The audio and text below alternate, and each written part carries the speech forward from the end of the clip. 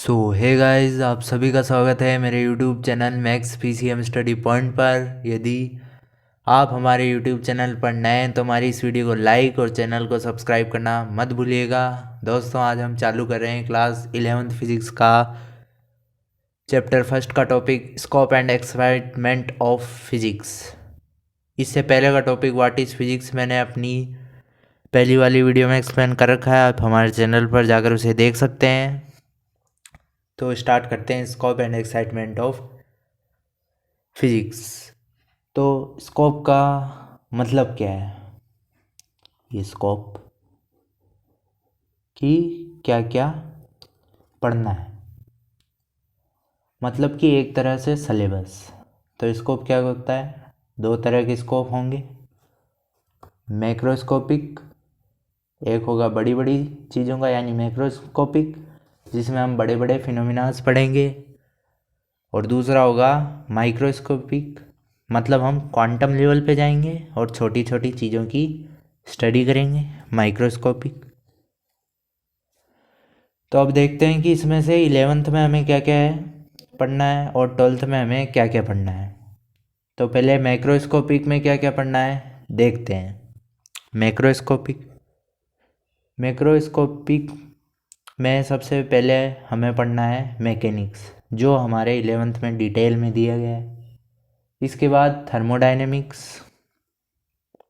ये भी हमारी क्लास में 11th में है। इसके बाद इलेक्ट्रोमैग्नेटिज्म, और इसके बाद हमें ऑप्टिक्स पढ़ना है। इलेक्ट्रोमैग्नेटिज्म और ऑप्टिक्स ये दोनों हमारे 12th में है, तो हमें 11th में इस पे ज़्यादा जोर नहीं देना है। तो पहले बात करते हैं मैकेनिक्स की कि इसमें हमें क्या क्या पढ़ना है। तो फर्स्ट हम पढ़ेंगे मैकेनिक्स में जो हमारे क्लास 11th में मोशन, लॉज ऑफ मोशन भी पढ़ेंगे, momentum, conservation of momentum, work energy, rotational motion पढ़ेंगे, gravitation, properties of solid, properties of fluids, Archimedes principles, oscillatory motion जो पेंडुलम हमारे मोशन करता है वो ऑसिलेटरी मोशन होता है। हम वेव मैकेनिक्स पढ़ेंगे, जैसे साउंड वेव्स क्या होती है। ये सारे टॉपिक्स के नाम है, चैप्टर के नाम लिखे तो बहुत बड़े हो जाएंगे। तो ये हमारे मैकेनिक्स में 11th का मेजर पोर्शन तो यही है, क्लासिकल मैकेनिक्स। ये कोई मॉडर्न चीज़ें नहीं है, बहुत पहले से डिस्कवर है। अब आ जाते हैं थर्मोडायनेमिक्स पे। ये भी क्लासिकल फिजिक्स ही है थर्मोडायनेमिक्स। इसमें हम पढ़ेंगे हीट क्या है, टेम्परेचर क्या होता है, laws of thermodynamics, conduction, convection, radiation. तो यह हो गई हमारी थर्मोडायनेमिक्स। अब बात कर लेते हैं इलेक्ट्रोमैग्नेटिज्म की। तो इसमें हम पढ़ेंगे जैसे चार्ज, करंट में पहले पढ़ेंगे डीसी की फुल फॉर्म होती है डायरेक्ट करंट। इन करंट पे बेस्ड हम डिवाइसेस की भी बात करेंगे, मैग्नेटिज्म, इलेक्ट्रोमैग्नेटिज्म। इसके बाद हम पढ़ेंगे अल्टरनेट करंट, एसी डीसी दोनों पढ़ेंगे करंट में। फिर हम पढ़ेंगे इलेक्ट्रोमैग्नेटिक वेव्स। फिर अब बात कर लेते हैं ऑप्टिक्स की। ऑप्टिक्स हमारे 11th में है, जिसमें हम पढ़ेंगे रिफ्लेक्शन, जिसमें हम मिरर की बात करेंगे। फिर रिफ्रैक्शन, जिसमें हम लेंसेज और प्रिज्म्स की बात करेंगे। फिर डिवाइसेस, जिसमें हम टेलीस्कोप और माइक्रोस्कोप की बात करेंगे। डिवाइसेस वर्क कैसे करती है, वर्किंग ऑफ डिवाइसेस, कि टेलीस्कोप कैसे वर्क करता है, माइक्रोस्कोप कैसे वर्क करता है, वर्किंग ऑफ डिवाइसेस। फिर बात आ जाती है माइक्रोस्कोपिक की, कि माइक्रोस्कोपिक में क्या क्या है। माइक्रोस्कोपिक अपने 11th फिजिक्स के सिलेबस में नहीं है, पर केमिस्ट्री में ज़रूर है। माइक्रोस्कोपिक को हम बोल सकते हैं क्वांटम फिजिक्स, जैसा यहाँ लिखा है, स्क्रीन पर देख सकते हो आप। माइक्रोस्कोपिक हमारे 11th फिजिक्स में नहीं है, पर केमिस्ट्री में ज़रूर मिल जाएगी आपको। माइक्रोस्कोपिक को हम बोल सकते हैं क्वांटम फिजिक्स। इसमें हम एटम के बारे में पढ़ेंगे, न्यूक्लियस के बारे में पढ़ेंगे न्यूक्लियर फिजिक्स में, नेचर ऑफ इलेक्ट्रॉन के बारे में पढ़ेंगे, नेचर ऑफ फोटोन के बारे में पढ़ेंगे, अब कुछ बच्चों का सवाल है कि फोटोन क्या होता है, तो फोटोन एक लाइट का पार्टिकल, लाइट के पार्टिकल को हम फोटोन बोलते हैं। तो इन सब के बारे में स्टडी करेंगे। तो ये सारा आपके 12th में है, 11th में इसका कोई पार्ट नहीं है। तो ये हो गया हमारा स्कोप ऑफ फिजिक्स कंप्लीट। पहले मैंने स्कोप पढ़ाया है अपने टॉपिक में से। इसके बाद बात आ जाती है एक्साइटमेंट ऑफ फिजिक्स की। Excitement of physics.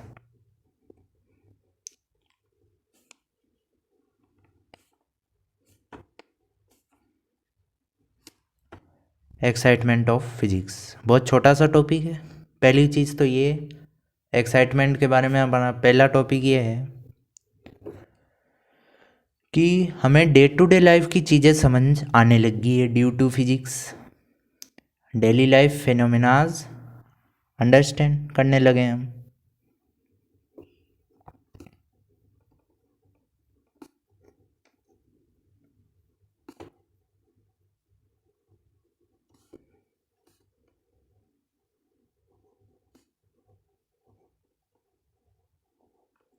फिजिक्स में एक्साइटमेंट का पहला अपना टॉपिक आता है डेली लाइफ फिनोमेनाज हम समझने लगे हैं ड्यू टू फिजिक्स। अब दूसरी बात है ये है कि हम एक्सपेरिमेंट करने लगे हैं, कंडक्टिंग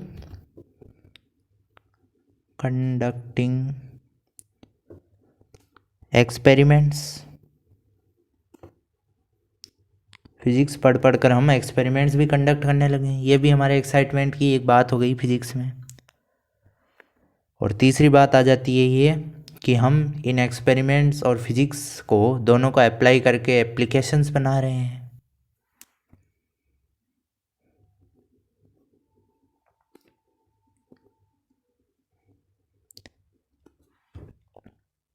हम ये जो एक्सपेरिमेंट्स है और फिजिक्स है इनको अप्लाई कर करके एप्लीकेशन बना रहे हैं।